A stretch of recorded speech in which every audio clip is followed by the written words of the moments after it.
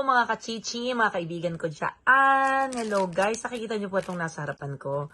Can you imagine, ito pag binibili mo to sa labas, diba? Pag sa mga palengke o sa labas sa kanto, pag binibili to mga 30 pesos, diba? Hindi nyo to mabibili ng 10 pesos. Ito ang ganda, oh, kita nyo naman. Oh. Alam nyo po ba na in-order ko to online and all of these are 129 pesos? Free shipping. Kaya tuwa ako, kita nyo, 1, 2, 3, 4, 5, 6, 7, 8. May headband pa ang Mayora. Kita mo naman, ang ganda, oo. Sana ba ako? 1, 2, 3, 4, 5, 6, 7, 8, 9, 10, and assorted 50 pieces goma.